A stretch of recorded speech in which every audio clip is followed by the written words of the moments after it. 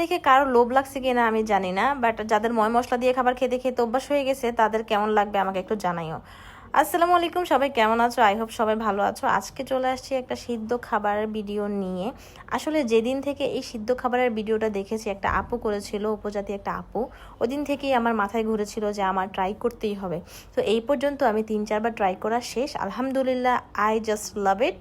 ওই দিন আমার বাসায় আমার বোন আসে অ্যান্ড রাত 12টায় সে বলে যে ওকে একটু এক্সপিরিয়েন্স করানোর জন্য যে সিদ্ধ খেতে কেমন লাগে। সো বাসায় যা যা সবজি অ্যাভেলেবেল ছিল ফ্রিজের মধ্যে সেগুলোকে নিয়ে রেডি হয়ে গেলাম খাবারের জন্য। গরম গরম ভাতের সাথে গরম গরম ঝাল ভর্তা। ও অ্যাকচুয়ালি আসলে এই সিদ্ধ খাবার খেতে সবচেয়ে বেশি যেটা মানে টুইস্টটাকে চেঞ্জ করে দেয় সেটা হচ্ছে যে এই ভর্তা, যেটা ওরা ন্যাপি বা শীতল ভর্তা বলে। সো আমার কাছে শীতল অ্যাভেলেবেল ছিল, সেই শীতল দিয়ে আমি হচ্ছে একটা ঝাল স্পাইসি করে একটা ভর্তা বানাই নেই। আমার কাছে ছোট ঝালমরিচগুলো নেই, যেটা হচ্ছে উপজাতি আপুরা যে পাহাড়ের আপুরা খায়, ওইটা আমার কাছে নাই। সো ওইটা ছাড়া আমি লাল মরিচ দিয়ে ভর্তাটা বানাইনি। অ্যান্ড যেই সবজিগুলো ছিল এগুলোকে হালকা একটু লবণ দিয়ে সিদ্ধ করে নেই, ওইগুলো করার মতো সময় পাই নাই। আমার কাছে আরেকটা ভিডিও আছে যেটা আমি এর আগে খেয়েছিলাম, সেটা একদিন কোনোদিন আপলোড করব।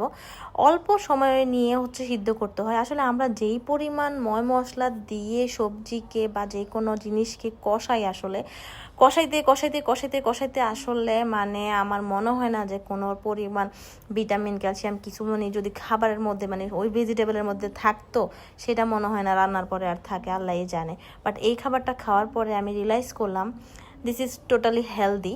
বাট যদি লাল মরিচটাকে অ্যাভয়েড করা যায় মনে হয় আরও বেশি হেলদি হয়ে যাবে। জানি না, আমি কোনো পুষ্টিবিদ না। সো রাত 12টা এটা খাওয়ার পর আমার বোন বলতেছে দিস ইজ অ্যাকচুয়ালি গুড, এটা আবার খাইতে হবে। তুই আমাকে কি খাওয়াইলে? আমি তো ফ্যান হয়ে গেলাম। সো তোমাদের কারো ভালো লাগলে ট্রাই করতে পারো। And thank you, by.